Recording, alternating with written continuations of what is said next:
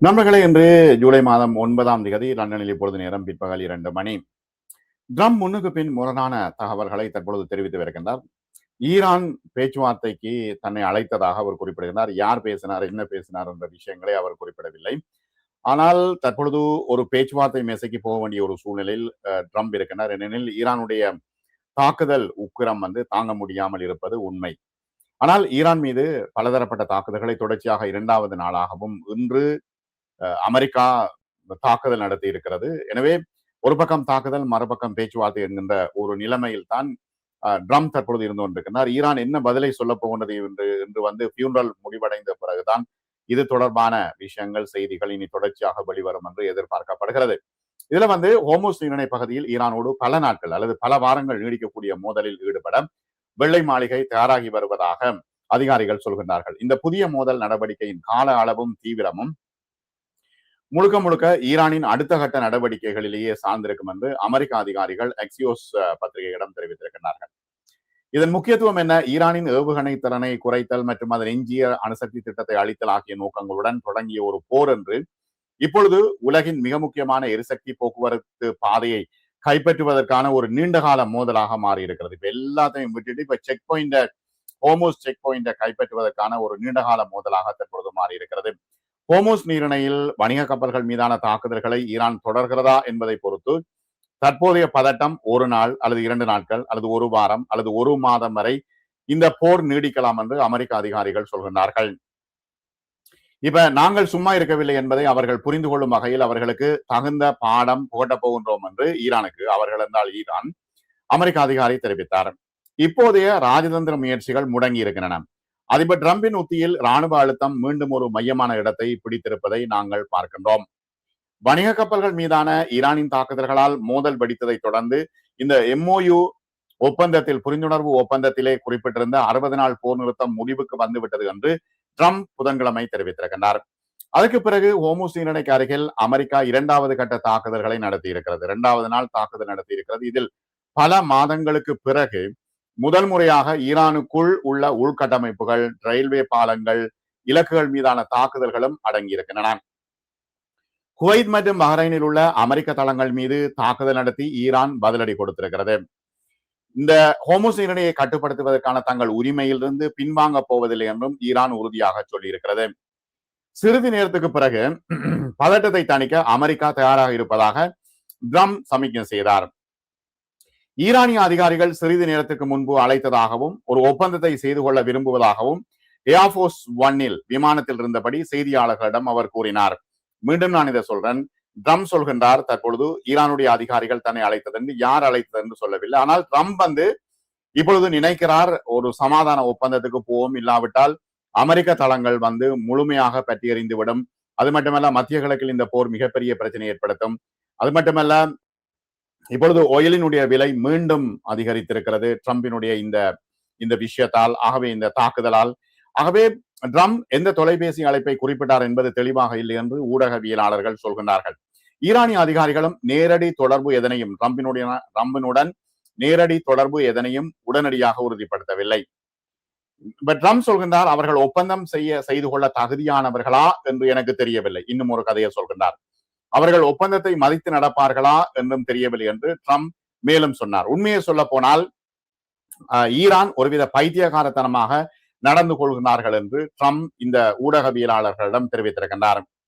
மறுதரப்பில ஈரானின் உயர்மட்ட பேச்சுவார்த்தையாளரான முகமது பாக்கர் ஹலிஃபா அமெரிக்கா அராஜக போக்கை கடைபிடிப்பதாகவும் வாக்குறுதிகளை மீறுவதாகவும் குற்றம் சாட்டினார். ஈரானின் நிபந்தனைகளின் அடிப்படையில் அந்த ஹோமூஸ் நீரிணை மீண்டும் திறக்கப்படும் என்று எச்சரிக்கை விடுத்தார். திறப்போம், ஆனால் டோல் விதிப்போம், தாக்கினால் பதிலடி கொடுப்போம் என்று ஹாலிஃபா எக்ஸ் தளத்தில் எழுதியிருக்கின்றார். ஹோமூஸ் நீரிணை ஈரானிய ஏற்பாடுகளின் மூலமே திறக்கப்படுமே தவிர அமெரிக்காவின் அச்சுறுத்தல்களால் திறக்கப்பட மாட்டாது என்று ஹாலிஃபா சொல்லியிருக்கிறார். முக்கியமான சூழல் என்ன? உலகளாவிய எரிசக்தி சந்தைகளை நிலைப்படுத்துவதற்காக ஹோமூஸ் நீரிணையை மீண்டும் திறப்பதும் வணிக கப்பல்களுக்கான தடையற்ற போக்குவரத்தை உறுதி செய்வதும் ட்ரம்ப் நிர்வாகத்தின் தற்பொழுது மிகப்பெரிய இலக்காக மாறியிருக்கிறது. இப்ப ஈரானை பொறுத்தவரை போரை முடிவுக்கு கொண்டு வருவதற்கான எந்த ஒரு ஒப்பந்தத்திலும் இந்த நீரிணையின் மீதான கட்டுப்பாட்டை தக்க வைத்துக் கொள்வது ஒரு முக்கியமான நிபந்தனையாக இருக்கிறது. இந்த விவகாரம் தற்பொழுது எல்லாம் கூட்டி ஹோமூஸ் நீரிணையில் நிறுத்தி வைத்திருக்கிறது. அமெரிக்கா ஈரான் இடையே புரிந்துணர்வு ஒப்பந்தத்தின் ஒரு முக்கிய அம்சமாக இந்த விவகாரம் இருந்தது, ஹோமூஸ் இருந்தது. ஆனால் இந்த ஹோமூஸ் தொடர்பான விதிமுறைகள் குறித்த முரண்பட்ட விளக்கங்களால் தற்பொழுது அந்த ஒப்பந்தம் சீர்குலைந்து வருகிறது என்று ராணுவ ஆய்வாளர்கள் சொல்கின்றார்கள்.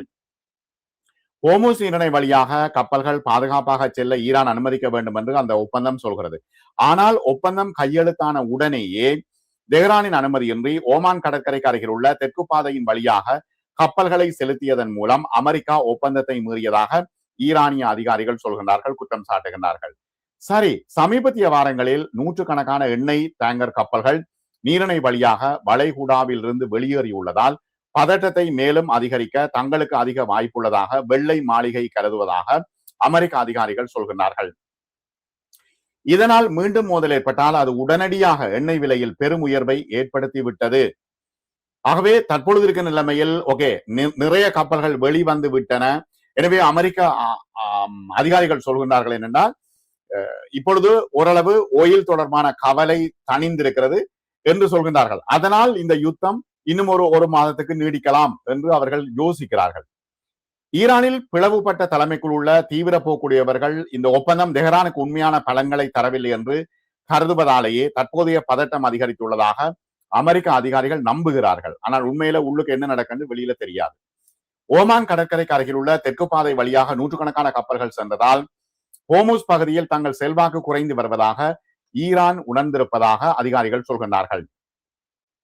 அமெரிக்காவின் தடைகள் விலக்கு அளிக்கப்பட்ட போதிலும் அது என்ன விஷயம் என்றால், ஓமான் கடற்கரை ஓரமாக செல்வதற்கு ஓமான் எந்த விதமான கட்டணம் வசூலிப்பதில்லை.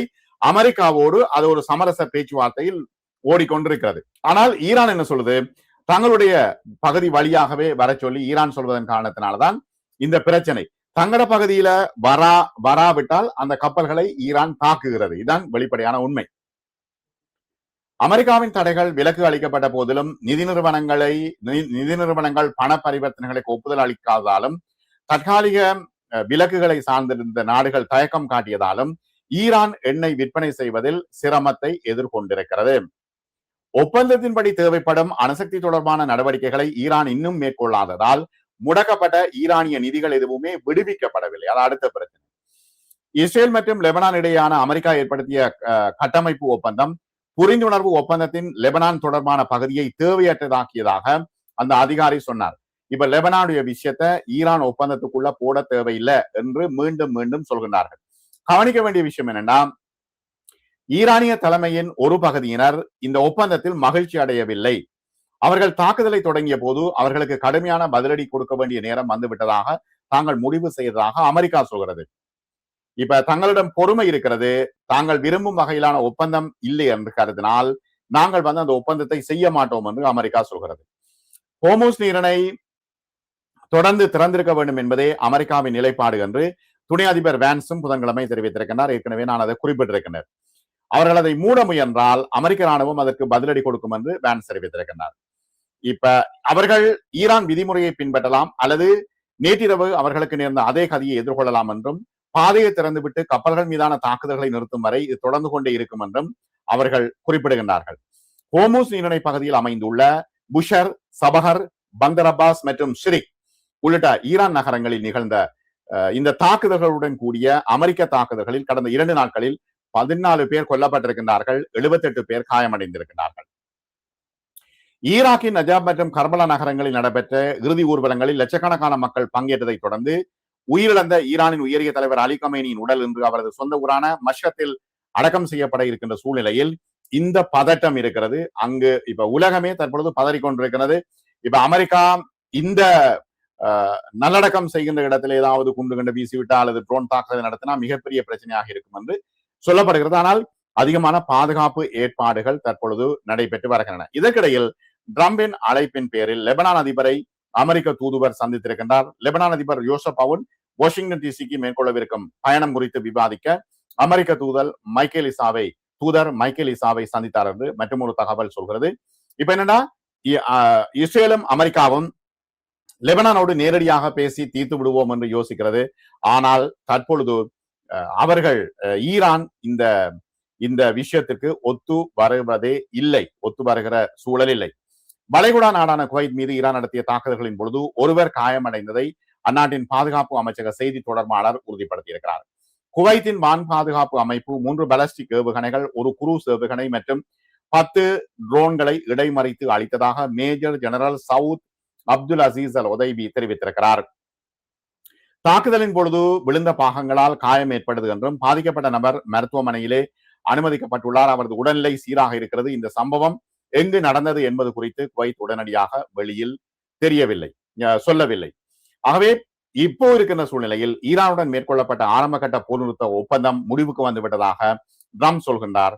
ஆனால் ஈரானுடைய அதிகாரிகள் தன்னோடு பேச்சுவார்த்தை நடத்த தொலைபேசியில் பேசியதாக சொல்கின்றார். யார் தொலைபேசியில் பேசின என்று சொல்லவில்லை. எனவே தற்பொழுது ட்ரம்ப் ஒரு இந்த யுத்தத்துக்கு, இந்த சின்ன யுத்தத்திற்கு ஒரு முற்றுப்புள்ளி வைக்க யோசிக்கிறார். ஆனால் எவ்வளவு தூரம் அது நடைபெறும் என்று தெரியவில்லை. விரிவான தகவல்கள் வரும்பொழுது நான் உங்களுக்கு தருகின்றேன். மிக நன்றி நண்பர்களே. மற்றும் ஒரு காணொலியில் சந்திப்போம். நிறைய பேர் சப்ஸ்கிரைப் செய்யாம பாக்குறீங்க. எல்லோருமே சப்ஸ்கிரைப் செய்துட்டு பாருங்க. மிக நன்றி.